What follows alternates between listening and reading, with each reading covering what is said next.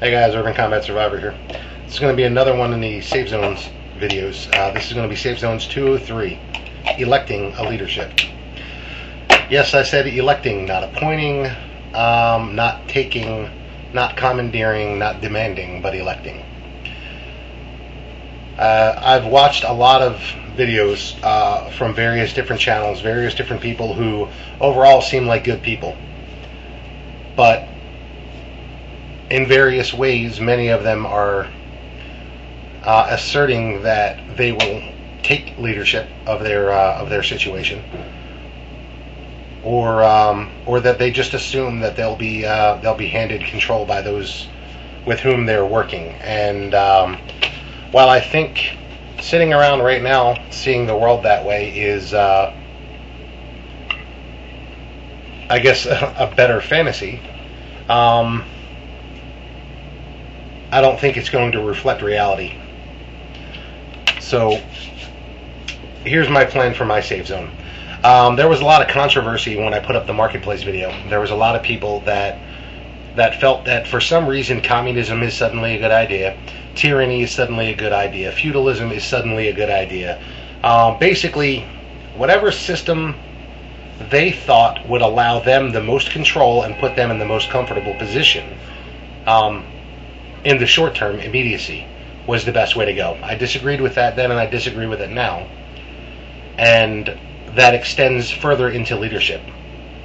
If there ever is a breakdown in this country on the level that we've been talking about in these kinds of videos, I think that the foundation that we lay must be a republic with a free market. That is what brought America to greatness. And changing those things, attacking and destroying those things, is what has dragged us to the point we're at right now.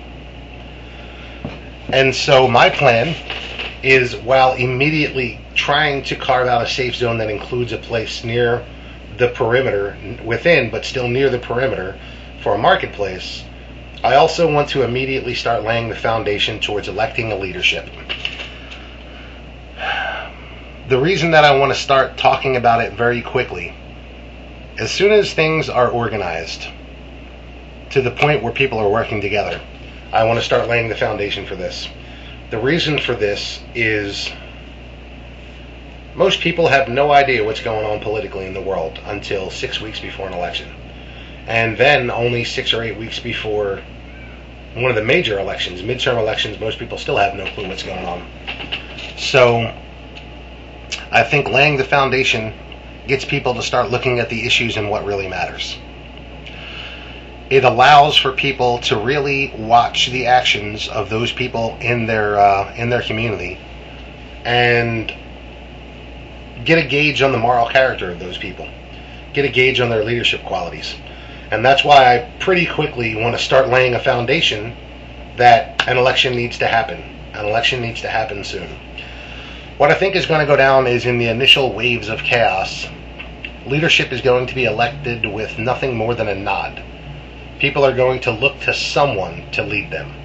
And the man or woman who steps up into that role is going to be burdened with a lot of responsibility, because everyone's going to be looking to them. However, that's not an election. That is people looking to natural leaders in a time of crisis. As soon as things start to settle down, in my opinion, what's going to happen, if there is not a plan already in place to elect a representative leadership, people are going to start bickering, people are going to start infighting, and people are going to start trying to assert a turf. People are going to start trying to claim territory within the safe zone or within your community. As far as I'm concerned, nobody's turf or territory extends beyond their own property. Nobody's territory extends into someone else's property. So, to cut that behavior off, the best way that I can see to go is to do exactly what our founding fathers in this country did. Start laying the foundation for a republic. So my plan is to start talking pretty quickly about it, and figure out, based on how many people and how large an area a safe zone that I can carve out is, figure out how many people would make for a fair council for those people. or for that area, for that community. The way I envision it is that our current foundation, our current system, a bicameral Congress, the three different branches of government, is a little bit too complex to immediately instill, but you can certainly start moving towards that. So the way I see things going, and the way I plan on actively pursuing it, is to elect a small council, maybe 3 people, maybe 5 people, to represent the community at large, and then an election for a single leadership, a single leader, that is, someone who's going to drive the bus. Because when things happen on a dime, a committee is not the ideal situation or decision-making authority. It has to be a single individual who has been elected into that position, so that if a crisis situation hits, that leader can step forward and organize things and react immediately. There doesn't have to be a council sitting down and talking about it and coming to decisions and going through debate. Those things are great for the general functions of a leadership, but sometimes you need somebody to step up to the plate immediately, and that's why we have a president, and that's why we have a Congress. So the council in my safe zone will be as close as I think we'll be able to get to a Congress, at least at first. So beyond that, if your safe zone, if your community grows to the point that you can start building a more complex system, not necessarily complex, but a more robust system that's more fair in representation, then that's something you should certainly start working towards, and it's something I will. So I'm sure by now many of you have already thought of what you're going to write in the comments below or send me in a private message. You've already thought of all the reasons why an elected representative leadership isn't the best idea. Before you write that comment, before you press post, or before you press send on that private message, or before you press record on a response video telling me all about how there needs to be some other form other than an elected representative republic, answer yourself this question. You don't have to answer it to me. If you are not the dictator, if you're not the tyrant, if you're not the all-powerful one in charge, does it still sound like a good idea? Yes, people have elected morons and criminals in the past. Yes, they have. But that is why we have a balanced system. The rule of law still counts here. That's the point of a safe zone. That's the point of building a community. And the rule of law must be, in my situation, the United States Constitution, up to and through to include the Bill of Rights. Everything after that, well, we can snip that off, because largely most of that's unconstitutional anyway, and any fair court would throw it out. But the Constitution and the Bill of Rights, that's going to be the foundation. As for specific statutes or laws, that would be up to your council. But I would suggest to my council, whether I'm part of it or not, that a simple rule of non-aggression be adopted as the basic tenets for a legal code if it's necessary. Now, there are probably going to be those in your safe zone or your community who think that it's up to them to step up and take control and be the one in charge. Maybe you have a cop in your area, and they'll feel like they're the only one that should have the authority to step up and take control of the situation. There's going to be a lot of people who think for some reason or other that they should be the tyrant. They should be the monarch. Look, folks, feudalism, only people who own the property, they get a vote. It's a bad system. That's why it has failed all over the world. Communism is a bad system. Socialism is a bad system. The closest history has come to a good and fair system is a republic with a free market. individual determination. Now, the way I see things, it's probably going to come down that those who have some area of expertise are likely going to be the ones elected into a council. You'll probably have someone who's an expert on security. Maybe that cop we were talking about a second ago in the example. Maybe that guy, while not being instilled or installed or him taking a dictatorship, maybe he could be a counselor and he could be in charge of security. And this is the decision of whoever is the leader that is elected, the final leader, the equivalent to a president, whatever you want to call it. That person, along with that council, can talk about it and come up with reasonable either appointments or requests for service for various different jobs. Someone has to drive the bus. That's not only true for the entire community, that's also true for individual aspects. The guy that's elected as the leader may not be an expert in agriculture, but there may be someone in your community who has been, while maybe not a farmer, has been gardening their entire life and really has a firm grasp on what needs doing, what will grow in your area where most people do not. That person, in times of decision making, if they are not part of the council that has been elected, should then be requested to give an explanation. If something's going on and that person thinks, okay, we have this football field that's in our safe zone or in our community, and we think there's a debate on what should be done with that field. Well, that field is no one's home, and since it was prior city property or municipality property, it now would fall into the purview of community property, which falls under the responsibility of the council. Well, the council has one person saying we should plant crops here, and has another person saying, look, we've made contact with this other group over here, and we can get some goats, and we think we should use that as grazing land for some of these goats. And maybe your security guy thinks that should be kept clear, so that basic training drills can be done to enhance the ability of people to defend the community.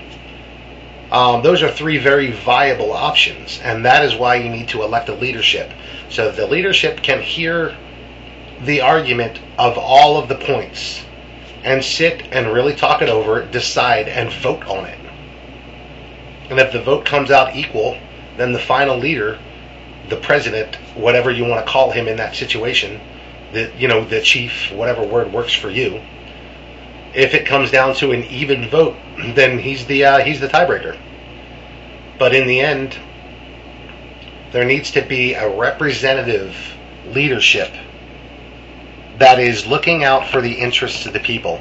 Look, when Congress was first put in place in our Constitution, they were only in session for 3 months out of the year. Many of the bullshit laws that have come out of Washington are because they're sitting there 10 months of the year trying to fill their time with special interest promotions.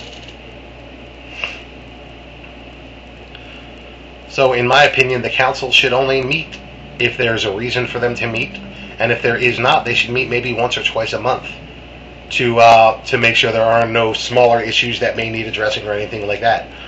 That council should then be able to do just like our Congress, draft proposals, vote on the proposal, and if it passes by the 50% or greater margin, it goes in front of the leader who was elected by the people, and he determines whether or not this is something that should be passed.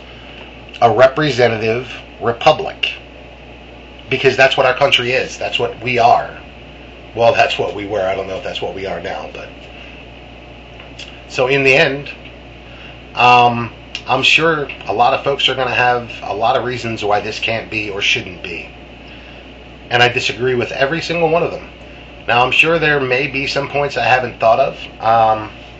So if there are, sure, send me a comment or a PM, and I will honestly take a look at it. But I've thought this through from just about every angle that I could think of, and in the end, it's got to be a republic. The foundation must be a republic with a free market. It must be that people are afforded individual determination, as our original founding documents meant for it to be for Americans. Look, I know it's hard for a lot of people to extend that individual determination onto others. It's easy for any of us to say, I should be in charge of my own fate.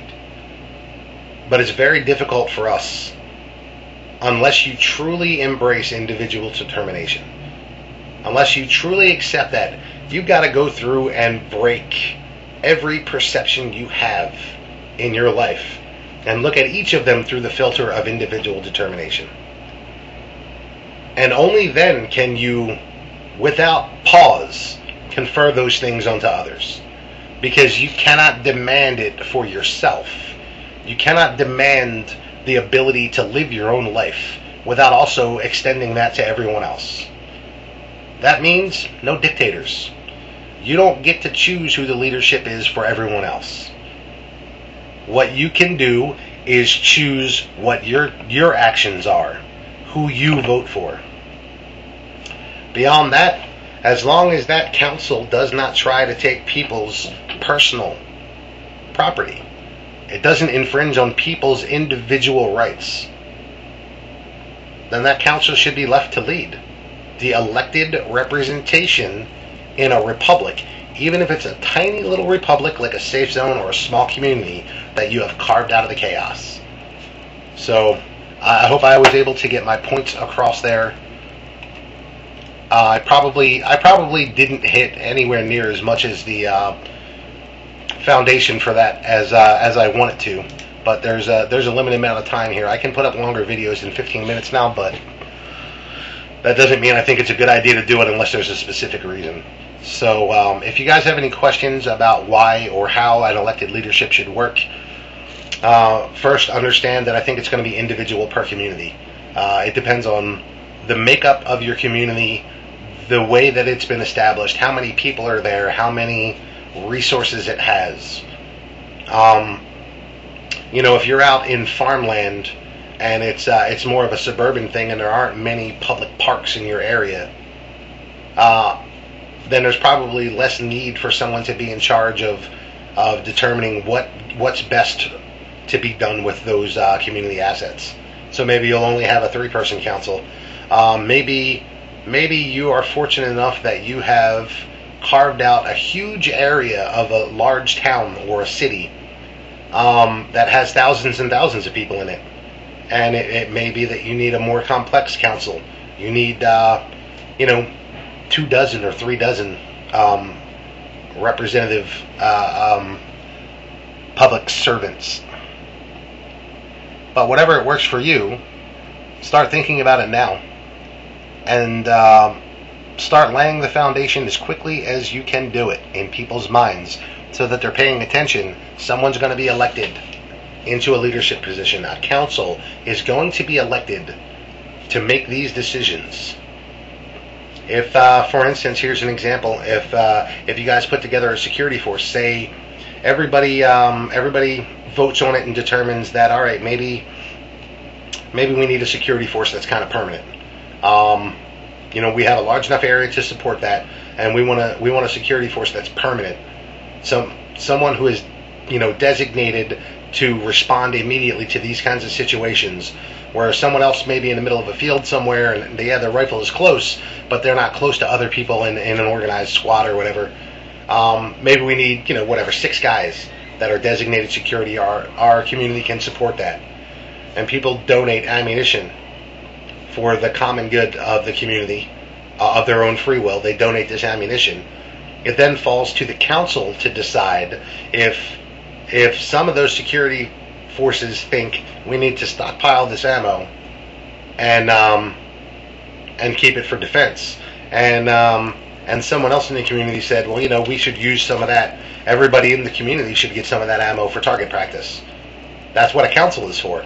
You've elected a leadership. They can listen to both sides of that debate, and they can determine, as the leadership, what happens. So the foundation must be a republic with a free market. Just my opinion. Urban Combat Survivor, sign off.